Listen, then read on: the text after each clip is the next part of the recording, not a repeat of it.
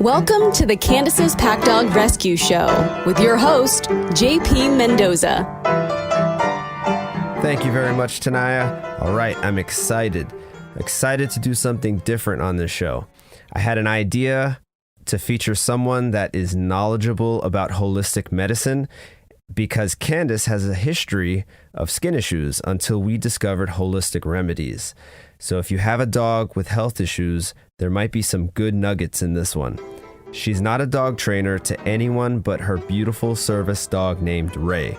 She's also a doctor of naturopathic medicine for humans, and I met her at the Lucas Agnew workshop back in October of 2020. Please welcome Dr. Chelsea Azarkan. Dr. Chelsea Azarkan. I know her as Chelsea. I feel very privileged. How are you doing today, Chelsea?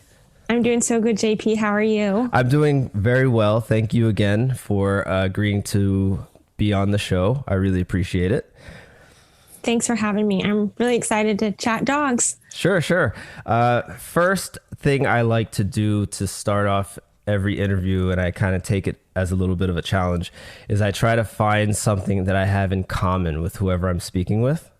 Ooh, love it. Okay, so let me see something. I just have to, it was a little bit of a challenge with you, but I'm going to see if I could do this. So I saw that you graduated from Cornell.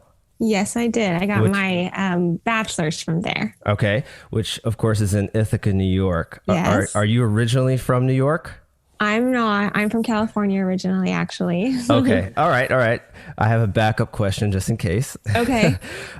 So have you been to Lake Placid in New York State?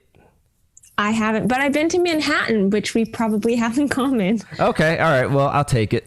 Okay. And we both have a dog, so. Yeah, there you go. Yeah, that's kind of the easy way out, though. So you know. Right. But anyways, yeah, I'm originally from New York. I don't have too much experience outside of the city, but after getting a dog, we did kind of take some adventurous trips. So the reason why I asked about Lake Placid is because we went to Lake Placid for like a weekend, and there's a really cool place called Whiteface Mountain. And we specifically went to that mountain because they allow dogs for you to go up and go to the top. So it's kind of like a touristy thing. And we have some really cool pictures. But anyways, it was just one of those things I was curious about since Ithaca's probably about 4 hours away, I think. So, yeah, it's upstate New York is beautiful, and Ithaca actually has its own lake. We were on Lake Cayuga, so didn't have to go very far to do lakes. But nice. We should explain how we met. We met at the Lucas Agnew workshop out in California. That was back in October of 2020, and that's Sherry Wolf Lucas and Brian Agnew. And you brought your dog Ray with you to the workshop. Is that right? Yes. Okay. And Ray is a service dog. Yes. In training. Okay. Yeah. What brought you to the workshop? Why did you, how did that come about? And why did you feel like you needed to go to a workshop for Ray? Sure. So I've had Ray for a little over a year and a half now. She's been training pretty much since after the day that I got her as a puppy. And we're located in Northern California. So we have a really great trainer up here. She trained directly under one of Cesar Millan's 3 direct apprentices. And she also has her degree in animal psychology. So we had a lot of animal behavioral foundations in the way that we trained, but we've really been struggling with Ray. Tends to be a little bit reactive. So for non-dog people who don't know what reactive is, it's seen in a lot of things like barking at the door, or maybe a particular noise like me shuffling through some utensils that shouldn't be fearful to a dog would trigger her to bark. And that's something that for a service dog, obviously, is a big problem. Sure. We'd worked on it a lot with our trainer, and I told her that I wanted to workshop it. Little backstory to how we ended up at the Lucas Agnew was I had been looking into workshops online, and I had found one in Southern California that had come highly recommended, and it was advertised as 3 days and they could get rid of her barking and work her through all her training basics, and it was very inexpensive, and it seemed a little bit too good to be true, but the trainer came recommended. So I called him, and I don't know what it was, but when I talked to him, I just had this anxiety. Like I couldn't explain it. I wasn't comfortable with it, but I didn't know why. And my trainer happened to recommend around this time Lucas Agnew workshops. So I looked into it. They had one spot left. I had to decide overnight. And I ended up talking to Sherry on the phone. And it was the exact opposite experience. When I talked to Sherry, I just felt like this is what I want to do for my dog. And once we showed up at the workshop, we found out that a lot of times those short, inexpensive workshops that are trying to force obedience from a dog without changing the mindset actually makes the dog worse. So I was so relieved that we ended up at Lucas Agnew and that I listened to that gut feeling to take Ray down there. That's awesome. Did you have any dog training experience before getting Ray? Absolutely none.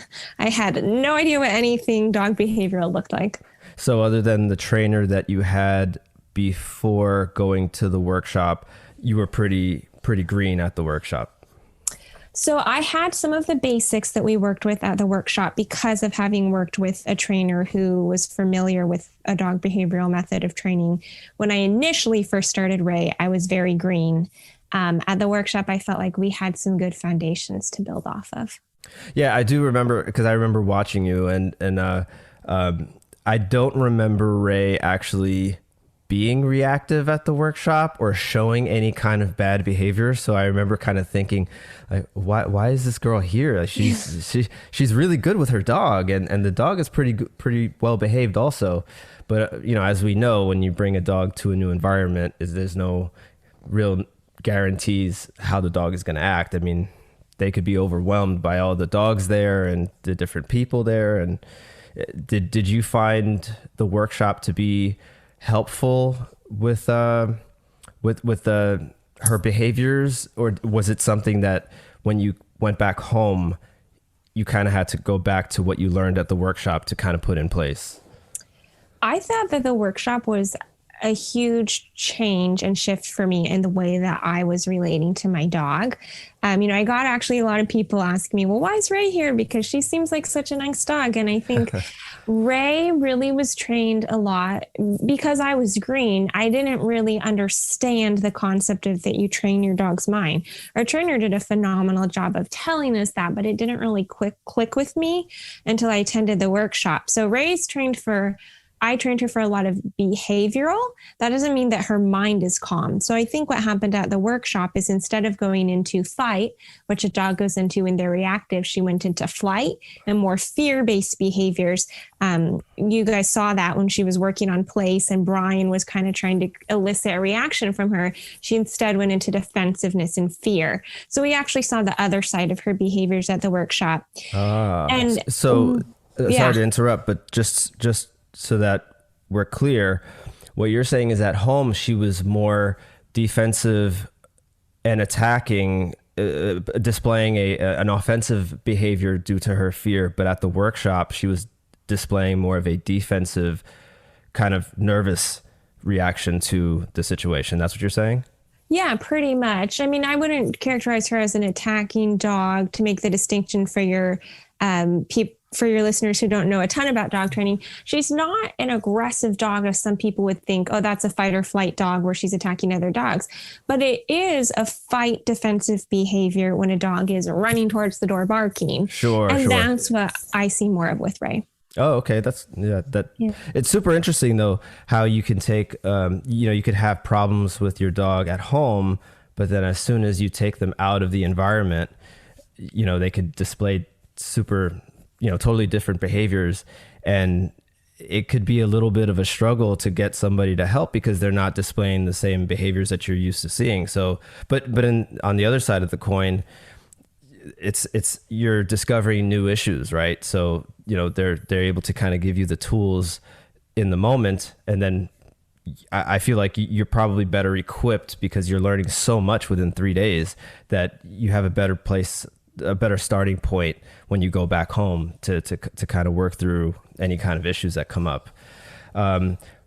Just take me back a little bit. Did you get Ray for any specific issues, or did you get her from a service dog breeder? I'm only asking because I'm not familiar with the process of how a service dog actually comes about, and what is the training like specifically for a service dog, and how did you look into it before getting Ray specifically? Yeah, so that's a really good question. When I jumped into it, I was actually pretty new to it as well. So I think if I could go back and do things differently, I probably would. But at the end of the day, I think I ended up with the right dog for me. So, but when I knew I wanted to get a service dog because I have some chronic health issues. I've had them since I was born. I've been a patient of UCLA and Mayo Clinic and just had some really challenging things. I function really well, but some things are easier with a dog. And so I knew I wanted to get a dog, and I was actually looking into getting one in Colombia because I had a friend who had some mobility issues, which I tend to get when I'm in a lot of pain. And she had her dog purchased and trained in Colombia because she's from there, and it would have been much cheaper than doing that in the United States because of currency differences. Long story short, I was really working on this for about 6 months before I found Ray. And it just was not clicking in Colombia. And I had this small window of time where I could give some really focused work to a dog between when I finished medical school and then which I'm sure you know because of your wife, there's a gap between when you finish and when you can start practicing because of you're working on getting your licensure. And taking your board. So I had a window of time where I could really devote to getting a service dog. And around this window of time, I had a family member who had called the Cesar Millan headquarters and asked for a recommendation for a trainer in the area that I would be moving to. And that's how we found our trainer. And then around that time, I happened to find a litter that had some successful service dogs come from it. And so we were kind of able to coordinate this litter, had a puppy availability with talking with the trainer about what would be some good characteristics to look for.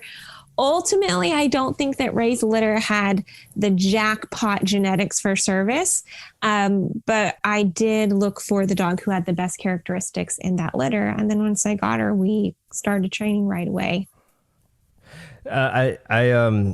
What you're saying, first of all, I agree with you when you say that you probably got the best dog that was meant for you. Mm-hmm. Cesar, one of Cesar's quotes that I really like that he says all the time is, we don't always get the dog that we want, but we mm-hmm. always get the dog that we need. And mm-hmm. I think that that's so perfect because, sort of my backstory when we adopted our dog Candace was, in my head, I thought she was going to be this like confident, happy dog. And we ended up getting a very shy, nervous dog. Mm-hmm. And I had no idea how to own a dog like that. And mm-hmm. It was already, it's a longer story, but it was already too late. The adoption was already final because we did it through like an online website. And mm-hmm. I had to figure it out. I had no idea what I was doing, and it was a lot of tough times, but I feel like I'm a way better person for it. She taught me how to slow down. She taught me how to be more sensitive and how not to project such, my energy could be too strong for her. So it's one mm-hmm. of those things of learning how to adjust yourself because it just might be too intense, and that's just the way she is, One thing I wanted to ask, because you mentioned that you didn't have a lot of experience going to the workshop. So I'm really interested in, because it's such a polarizing topic, right? Amongst mm-hmm. trainers and people who are not trainers, but are dog people. Did you have, so the workshop relied heavily on two things, right? E-collar work and mm-hmm. place training. Yes. Right? Would I be right about that? Yes. Okay. Did you and have long line? I would add long line. Yes, long line. Yeah, those are the three main things that I took away from the 3 days. But I'm curious, did you have any reservations about the e-collar before attending the workshop, and then that first day when they explained what we were going to be doing, or were you familiar with the e-collar and you were a little bit more comfortable with it? So we had been trained on e-collar before, but I would say the workshop helped shifted the way that I used the e-collar. So because I didn't have really that much experience with dog training, I went into it thinking, I'm going to make this dog perfect, this service dog, and we're going to do everything right. And she's going to be totally obedient. Well, animals are a living thing. We forget that they make their own choices. And one of the first things our trainer said to us, said to me, was you can't force her to do anything. You have to motivate her to make the right choice. And I think what I'm learning now is that we motivate our animals with rewarding energy. Our animals want to feel like they have a calm, stable pack that they're a part of. I was looking at it the other way around, that if I'm going to motivate my animal. If she doesn't listen, it's going to be unpleasant for her. And not that I was physically harming my dog in any way, but I would tend toward, when she is not behaving, instead of using my energy, spatial pressure, psychological pressure on my dog, I would tend to just turn up the e-collar and, create a high intensity, unpleasant sensation for her. The workshop was more about clarifying that dogs communicate through pressure. And the collar is about adding layers of pressure when your dog isn't listening to the pressure that you've already applied with your body and with your leash. And so now I don't really turn the e-collar up very often. The only time I would do it is maybe if, my dog is off leash and she didn't respond to a voice command. I might go up in intensity, not enough to harm her, but to get her attention. Now we really use the e-collar more for a layer of pressure. That's perfectly said, Chelsea. I think, you can teach a workshop yourself now, I think.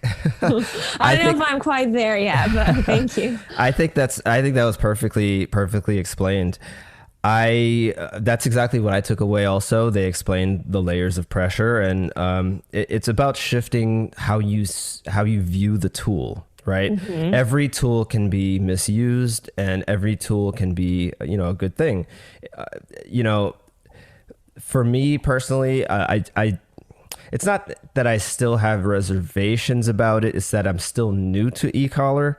Mm-hmm. So I never want to feel like I'm hurting a dog. Does that make sense? So yeah. It's like one of those things where, you're still trying to find a working level. And it's like, oh, sorry, that was a little too high. Like, you know what I mean? So for me, it's just still being a little bit green on it. It's one of those things where I just want to make sure I'm using it correctly. So, and it takes a little time to become comfortable with any tool.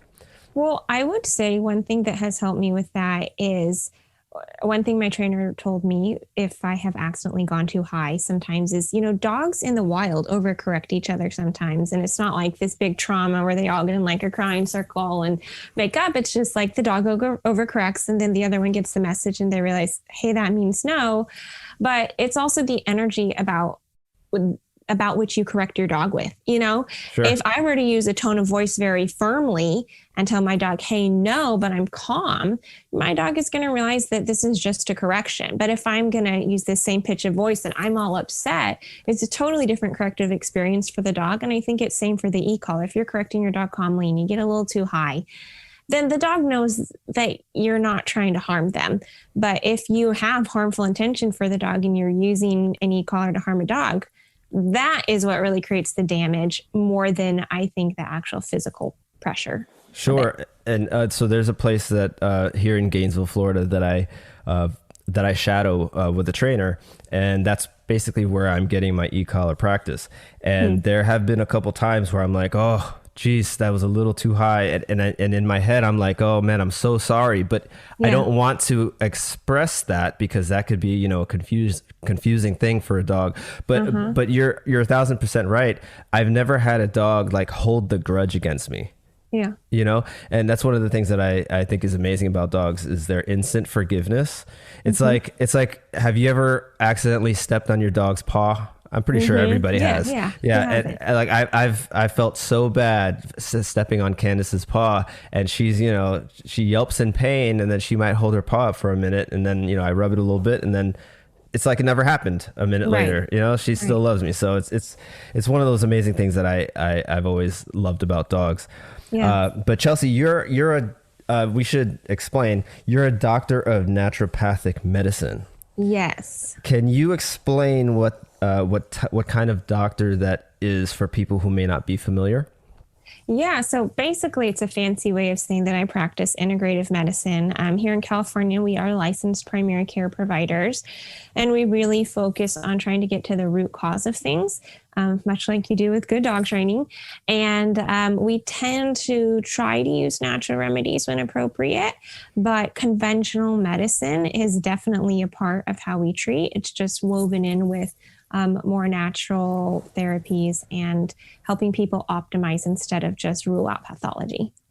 I love that. In fact, just a story. I don't know if you remember this, but at the workshop when it might have been the first day or second day of lunch, and we were sitting near each other at the table, and you had a whole bunch of pills and supplements, and I saw that, and I instantly thought it instantly brought me back home. And I told you this because my wife, she does the same thing. She takes a whole bunch of supplements, and I do too, just not as many as much as her, because she has more autoimmune issues and things like that. And I told you a short story about how our health was briefly affected by hers more autoimmune side, mine more kind of gut side, and we worked with a couple of functional medicine doctors, which are pretty similar to integrative medicine doctors. Yeah, very similar. Yes, and I just kind of got hooked on the topic and started reading a lot, and we started educating ourselves. So when I saw your pills and supplements, I had to ask you about it, and it was really funny too, because I remember you also packed your food. Yes. You brought your own food to the workshop, and I thought to myself, why didn't I do that? because I mean, the workshop was great. The food wasn't the best, but it was one of those things where I saw your setup, and I was like, man, she really thought this through. I didn't. Yeah, well, I got to be functioning optimally for those Sure. working out there. So yeah, you also mentioned conventional medicine being part of what you do.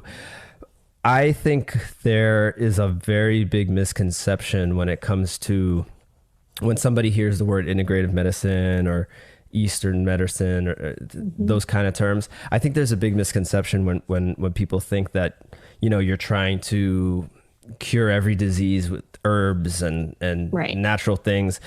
It's always within reason, and conventional medicine is always going to have its place in care, right? So on your, I know on the bio page on your work website, you said that you found that you achieved the greatest healing when you combined conventional and naturopathic medicine. I just thought that was brilliant that you kind of cleared that up for people who might not, I do have a question for you about an Instagram post that you posted a while ago.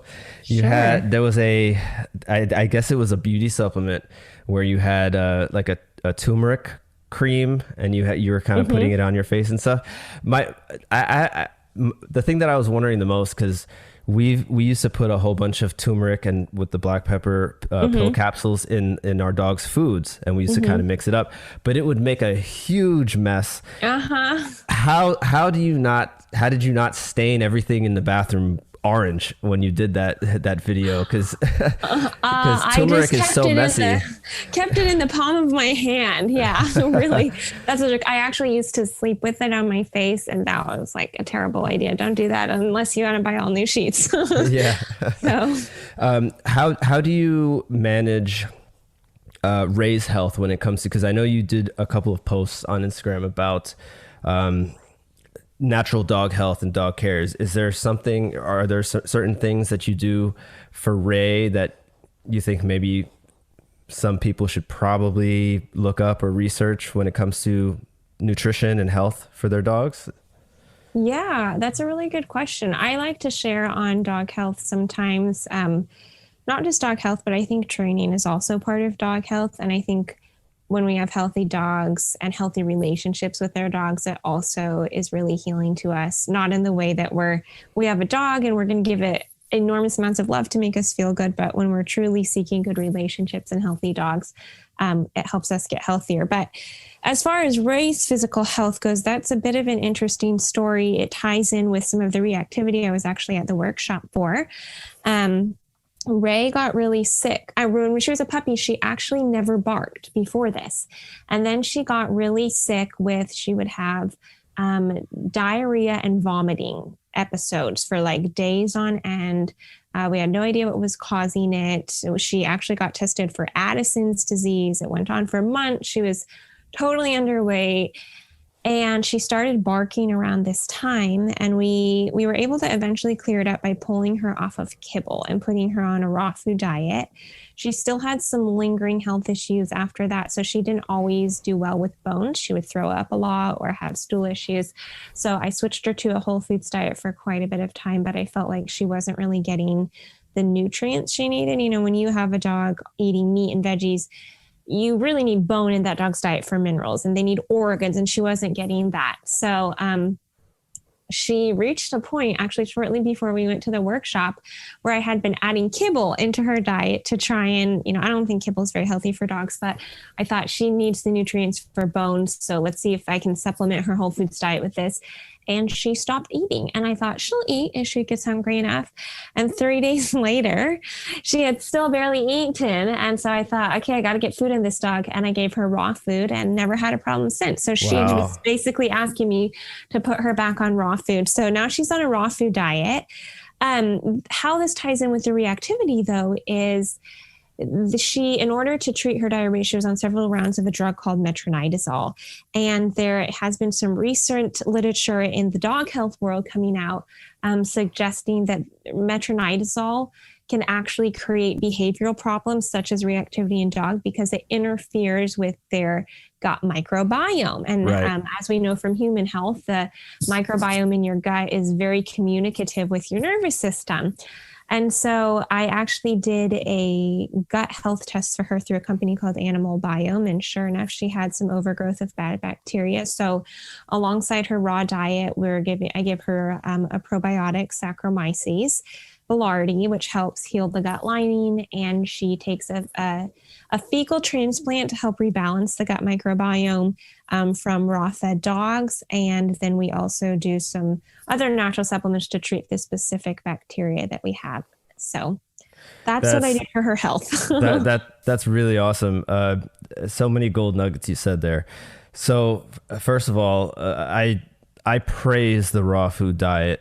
Yeah. I really do. To anyone who will listen, the raw food diet, I mean, it can be expensive and it can be time consuming, but boy, if your dog is having health issues and eating issues, I think it's like a saving grace.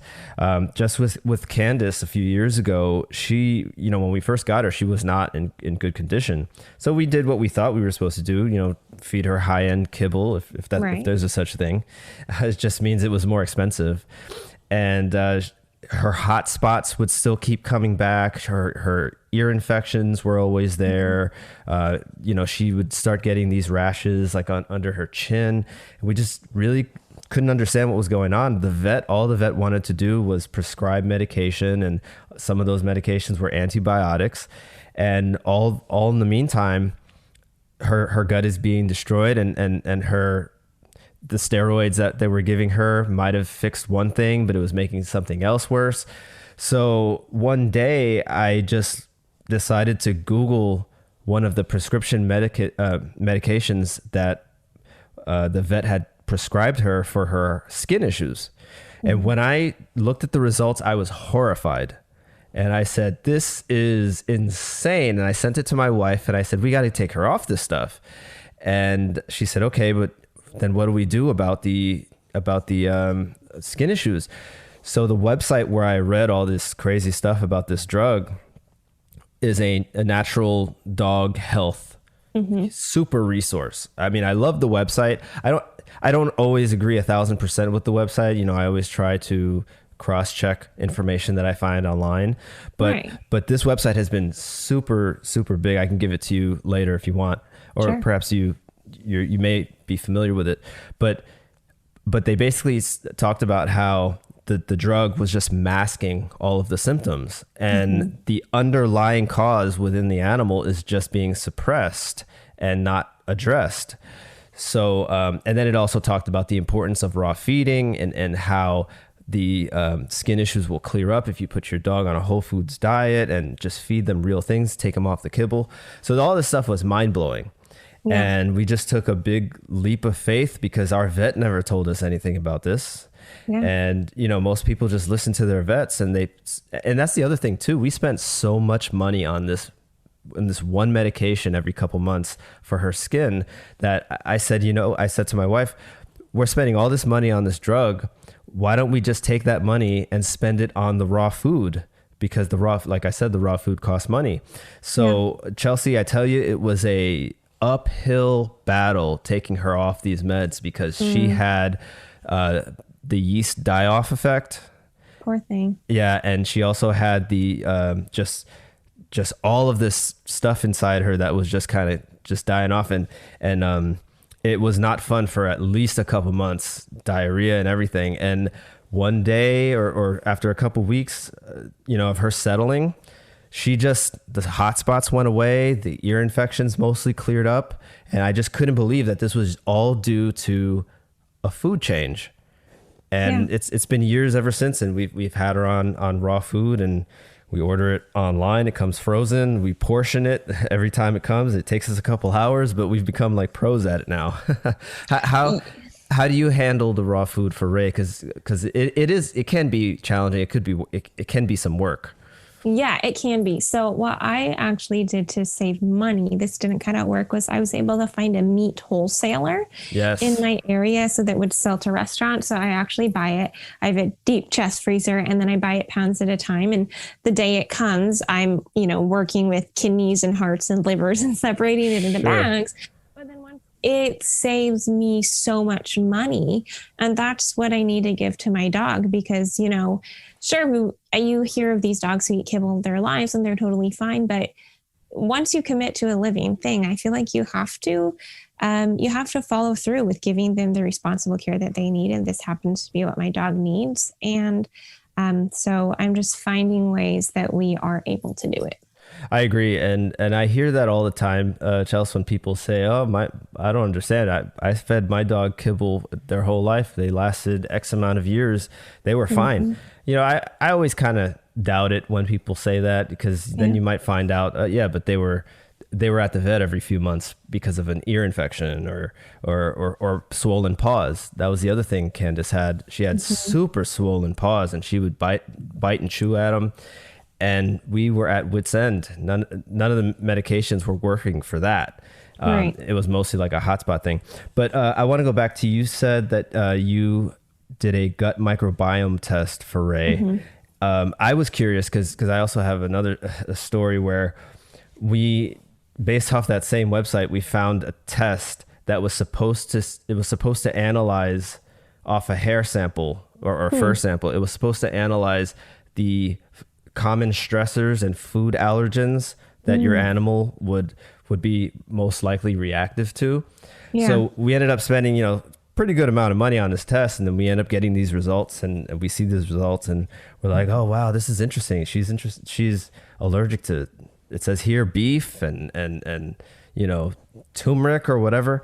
And, we start making adjustments until one day I find an article that was basically slamming this company for making this test because the people on the staff of this website sent in all kinds of bogus hair samples. I'm talking like teddy bears, you know what I mean? Like doll hair samples, and they're actually receiving results for, all these allergens, and they sent like a teddy bear sample. So I guess my question is, how do you make sure, or how does anybody make sure that the company they're going with is legitimate when it comes to a test like a gut microbiome test?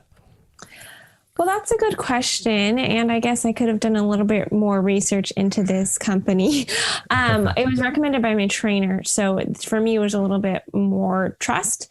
And the other thing I think where trust enters into it for me is it working? Do I see a difference with my dog? For this test, it was actually a stool collection. Okay. And it shows you the different microbes that are actually in her stool. They give you they give you a lot of different markers, which I think would maybe be difficult to make up. But I think, let's say they were making it up. I can still go off when my dog takes her biome supplements, her fecal transplant, her stools are more stable, and she's not going to be on it the rest of her life. Sure. But if the test tells me to give my dog probiotics, well, it's probably beneficial for my dog anyway. So Sure. And I'm with you on the Saccharomyces also, Yeah. because every time, it's like we were talking about earlier, conventional medicine does have its place in with dogs as well, right? So if there's a serious issue going on there, for example, my dog just recently had surgery a few weeks ago to have some lumps removed, and she had to be on antibiotics, post surgery. And I don't like the antibiotics, but I do recognize when sometimes they are necessary. So because we had to give her a couple weeks of antibiotics, I'm now more educated where I can give her the Saccharomyces and some raw milk or goat's milk or something on top of it with her food. So you don't know what you don't know, right, Chelsea? Right. It's one of the reasons why I was very excited to have you on, because I'm hoping some people who are listening to this, they might have a dog that they just think is naturally itchy or naturally has maybe has a breed that just naturally has skin infections. There could be breeds out there that are more prone to skin infections and problems like that, but I think there's ways we can definitely make it better.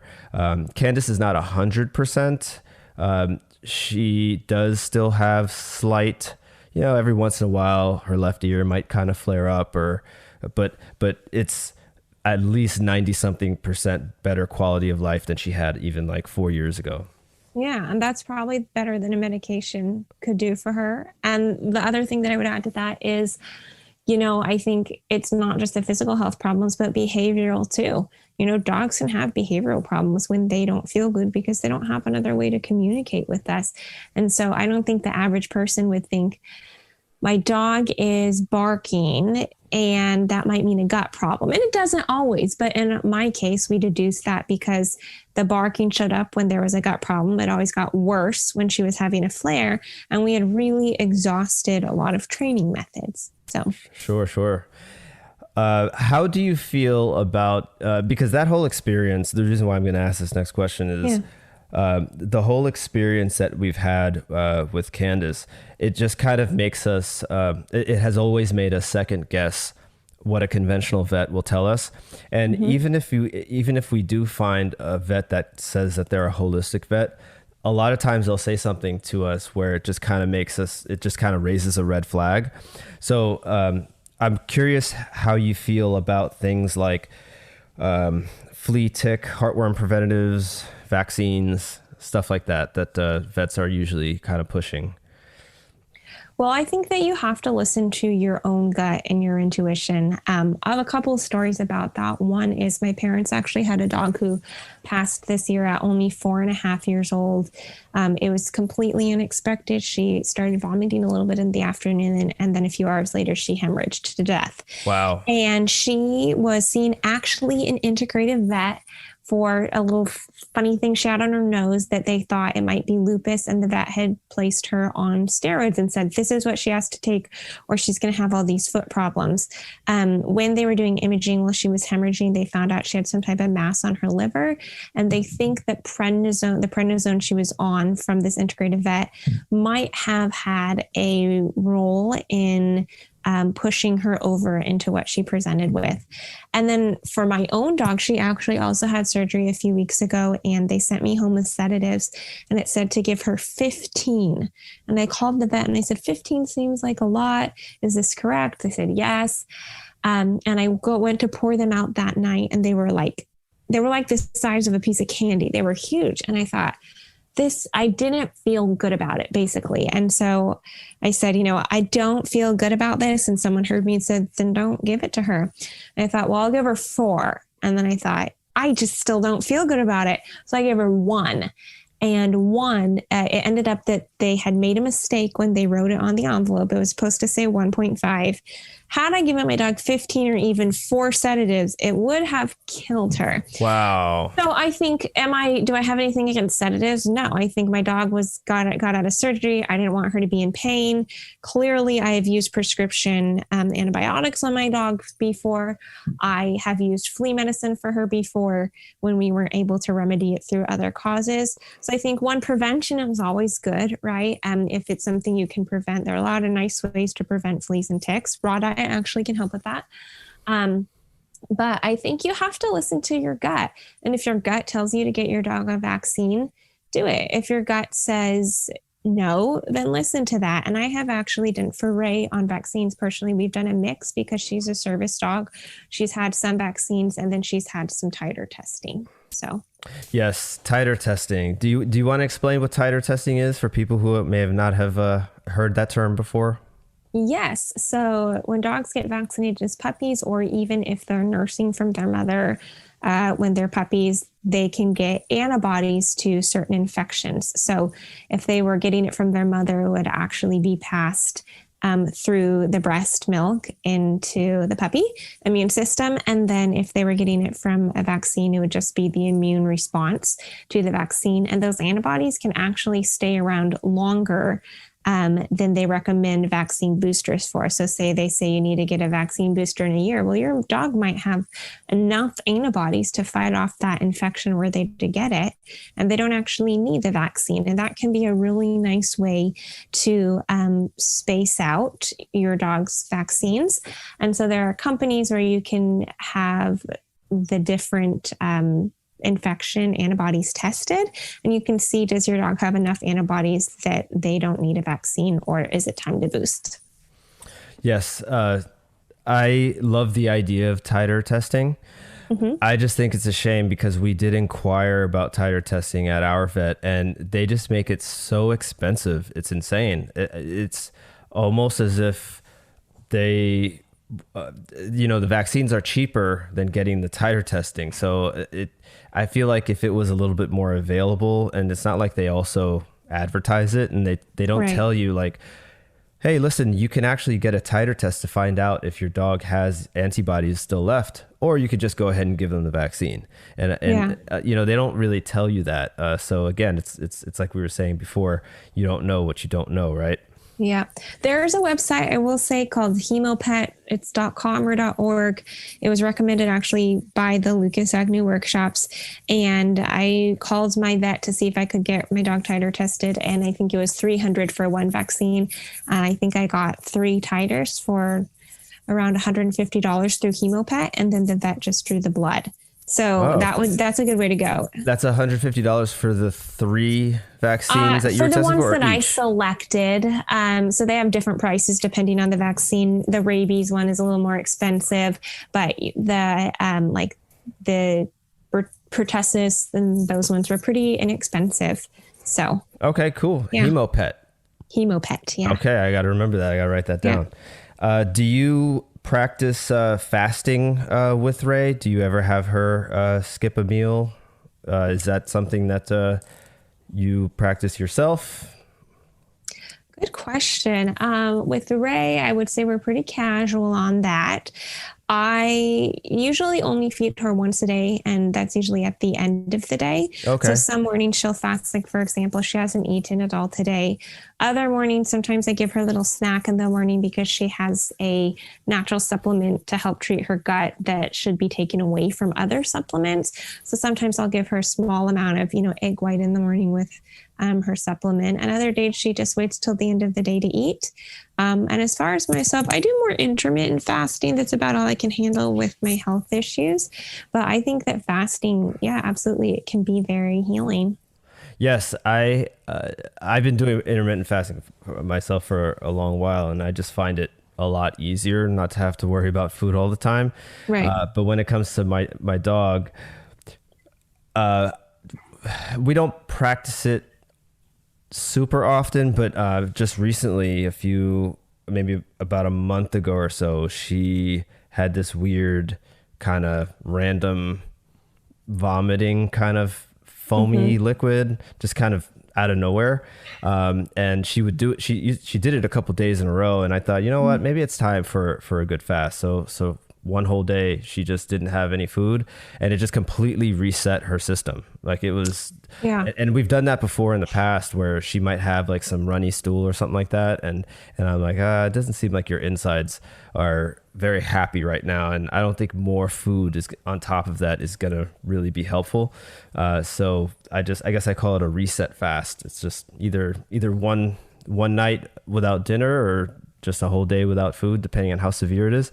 And it's been great. You know, a lot of people don't really understand that the benefits that you get from fasting is on a cellular level, right, Doc? Yeah. Yes. Right. So people will say things like, oh, but that's terrible. You're starving your dog. And it's like, you know, that's all animals practice fasting in some form in the wild because food is not always available. Right. So, right. So, and that's why I believe we've found it so beneficial throughout, you know, human history. You know, we didn't always have fast food around the corner. So right.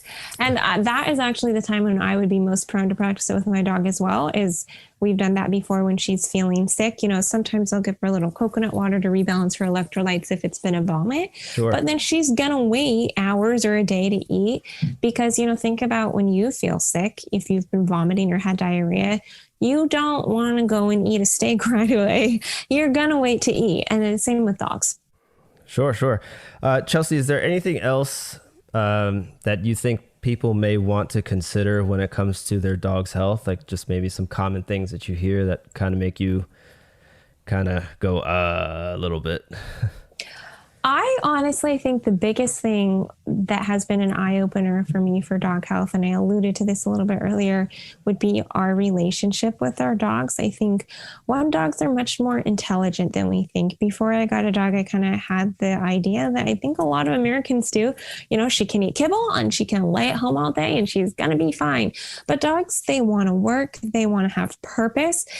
Dogs are pack animals, so they're made for relationship. And then the other piece of that is we often have this perspective that dogs just want to be loved, and you know that a dog is going to be good for my anxiety, and it's not. You know, for us to put that kind of burden on a dog goes against their survival instinct. Dogs want stability over affection, and they want relationships with us in which they feel like we are a strong, confident leader.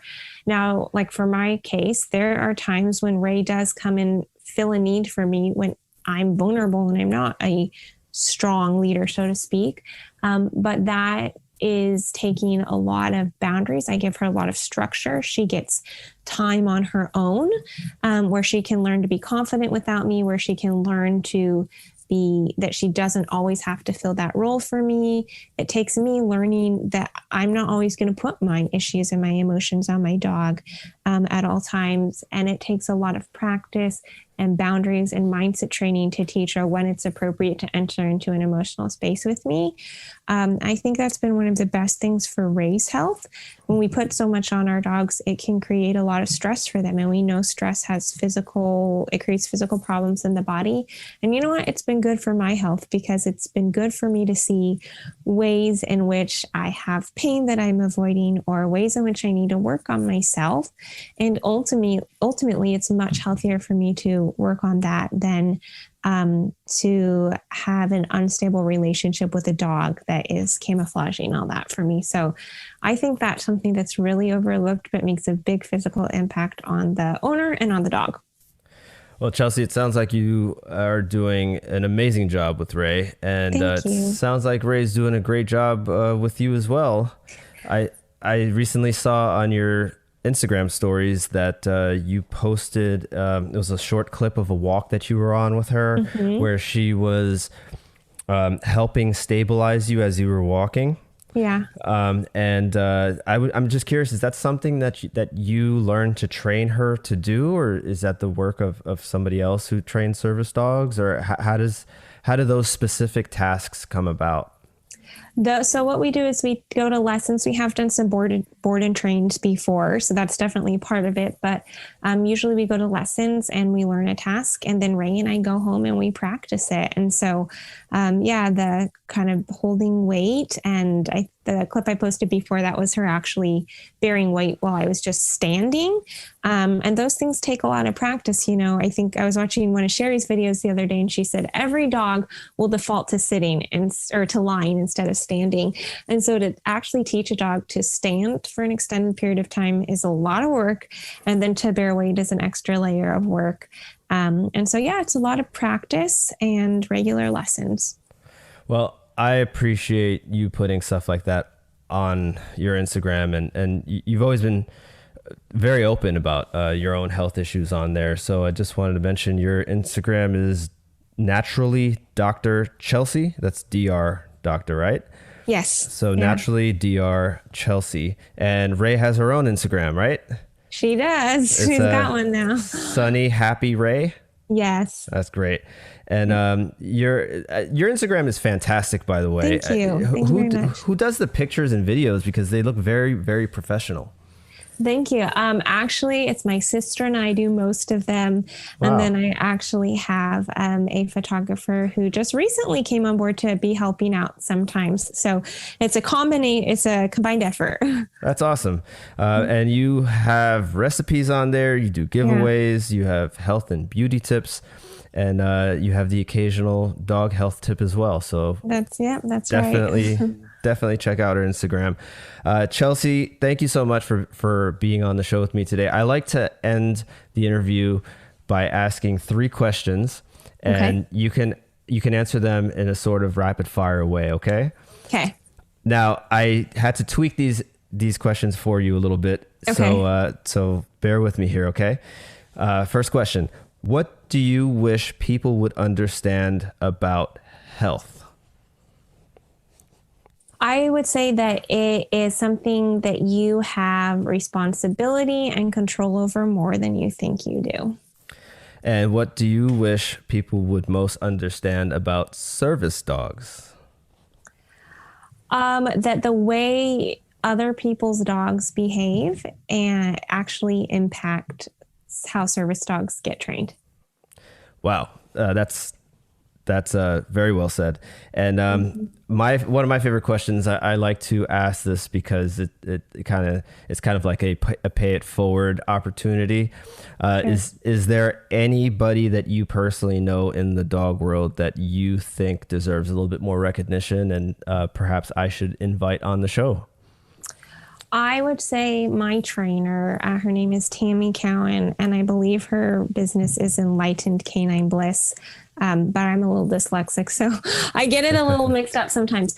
But she worked intimately with the Caesar kind of family, if you will. Sure. But she's an amazing trainer on her own merit, and Ray wouldn't be able to be service dog without her, because service dog training is typically treat-based. Sorry, rapid fire. I'm almost done. It's typically very treat-based, not mindset-oriented. And Tammy has really helped us do what is best for the dog and the human, even if that's slower. Dr. Chelsea Azarkan, thank you very much for being here with me. I really, really appreciate it. Thank you so much. Thank you so much for having me, JP. It was a lot of fun. Thank you very much, Dr. Chelsea Azarkan, for being on the show. If you'd like to follow her Instagram, it is fantastic. She does giveaways, she provides recipes, she has health and beauty tips, and she's very open about her own health issues. And she provides the occasional dog health tip as well. You can follow her at Naturally Dr. Chelsea. That's DR Chelsea. And you can also follow her service dog named Ray, R-E-Y, at Sunny Happy Ray. Thank you for listening to the Candace's Pack Dog Rescue Show. For news updates and training tips, make sure you follow us on Instagram and Facebook. You can find us at Candace's Pack Dog Rescue. If you would like to support the rescue, please visit our website at cpackdogrescue.org. For questions and comments, you can contact us at cpackdogrescue@gmail.com. And if you like the show, please subscribe and leave a 5-star review on your podcast app.